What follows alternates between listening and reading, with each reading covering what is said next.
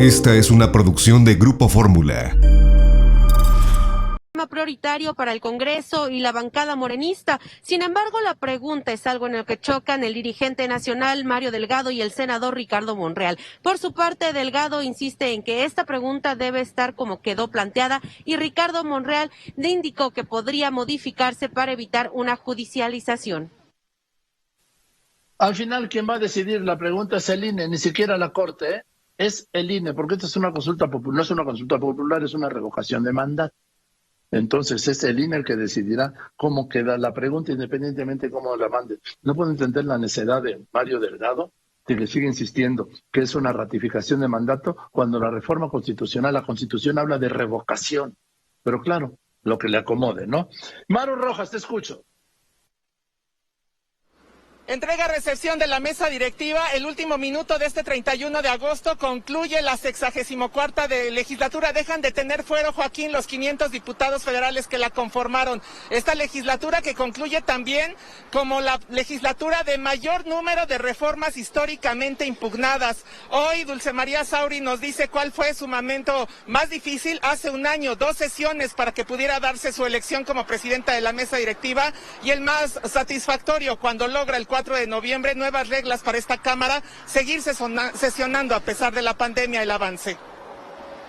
Gracias, Maru, y voy contigo. Javier Giles, ¿qué pasa con estos franquicias de esos vividores de los partidos políticos? Ya tienen que haber desaparecido. ¿Qué tal, Joaquín? El Instituto Nacional Electoral está informando que los 3 partidos políticos que no alcanzaron el número de votos para mantener su registro en las últimas elecciones están por desaparecer. Redes sociales progresistas, Encuentro Solidario y Fuerza por México dejarán de recibir las prerrogativas y también los millonarios recursos económicos. Más adelante en la información. Y tendrán que devolver lo que no hayan usado. Lo que pasa es que siempre se llevan todo como si fuera suyo. Voy a ir contigo, Héctor Herrera. La curva epidémica no cede, Joaquín, ya que en las últimas 24 horas se reportan 108.641 casos activos, suman ya 3.547.398 casos estimados acumulados. En tanto, Colima, la Ciudad de México, Tabasco y Nayarit están reportando el mayor número de contagios. Pero el doctor López-Gatell tiene otros datos. Sara Pablo. Joaquín, en medio del regreso a clases presenciales, el subsecretario de Salud, Hugo López-Gatell, dio a conocer que los accidentes son la principal causa de muerte entre niños y jóvenes, y no el COVID. La secretaria de Educación, Delfina Gómez, reportó que de acuerdo con cifras preliminares, se abrieron el 45% de las escuelas y asistieron más de 11 millones de alumnos.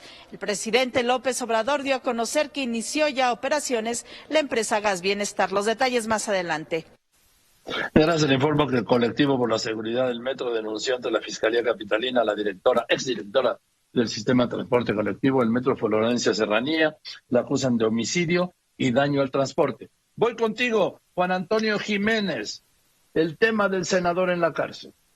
Un tribunal colegiado rechazó otorgarle la suspensión definitiva al ex senador panista Jorge Luis Lavalle, quien deberá de continuar en prisión por el proceso que se inició en su contra por los delitos de lavado de dinero, cohecho y asociación delictuosa por el caso Odebrecht. Los detalles, Joaquín, más adelante.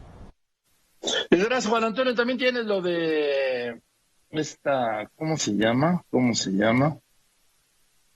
Laura Bozzo. Un juez federal negó la suspensión definitiva a la conductora Laura Bozzo contra la orden de aprehensión que hay en su contra. Y es que el impartidor de justicia indicó que la comunicadora no se ha presentado ante el juez ni entregado su pasaporte. Los detalles, Joaquín, más adelante. Gracias, y vamos con el desastre que ha sido. Desastre, ¿sí? En un momento voy a recuperar lo de Mazatlán. Anoche subí a mis redes las imágenes del desastre en Mazatlán por las lluvias, de las cuales el gobierno federal no ha dicho nada, ni una palabra, ¿sí? Pero tampoco ha dicho de lo que está pasando en Michoacán. Conrado Álvarez, Fórmula Michoacán.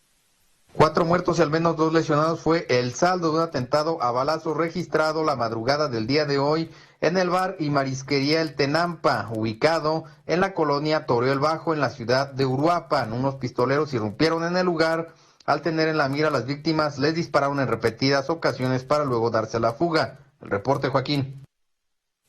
Gracias, Conrado. En un momento voy a ir con el desastre de las inundaciones. Este es el desastre de la violencia, ¿sí? las masacres que no hay en una marisquería en Uruapan, 4 muertos y 2 heridos. Los autores escaparon. ¿Quién? Pues el crimen organizado. Y Rocío Galván, Tijuana tampoco puede. Escucho, Fórmula Tijuana. Everardo Montoya Osuna, un reconocido basquetbolista en las ligas de todos los municipios aquí en Baja California, Joaquín, fue una de las personas ejecutadas ayer en 2 ataques armados, uno en Mexicali y otro en Tecate. En total fueron 4 las víctimas y 2 lesionados que continúan muy graves. Los detalles, Joaquín, te los platico más adelante. Gracias por contigo, Eugenia Sagastume, de La Voz de América. Que obviamente hay reacciones en Guatemala, como los habría en México si trataran en Estados Unidos como personal de migración trata a los migrantes centroamericanos. A patadas, sí, a patadas. Te escucho. Ante las acciones violentas contra una caravana de migrantes que salió de Tapachula con intención de recorrer México y llegar a la frontera sur de Estados Unidos, expertos en Guatemala califican esta situación como una crisis humanitaria grave que debe ser detenida por los gobiernos involucrados. De momento, autoridades guatemaltecas no han emitido una postura al respecto. Eugenia Sagastume, Voz de América, Guatemala. Gracias, Julio Bequeiro, Fórmula Estados Unidos. La derrota 20 años en Afganistán. Los talibanes los derrotaron al ejército más poderoso del mundo, el de Estados Unidos, sin disparar un solo tiro, después de 20 años de guerra. Te escucho.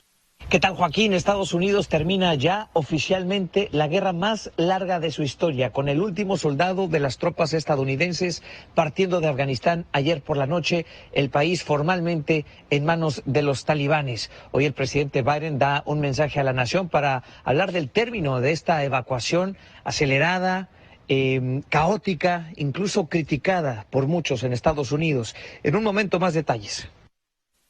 Gracias, que además ha sido la caída del reconocimiento de la aceptación de Biden. Ya hay en la última encuesta más gente que lo reprueba a la gente que lo aprueba. Y esto se fue en un suspiro. Esta fue una producción de Grupo Fórmula.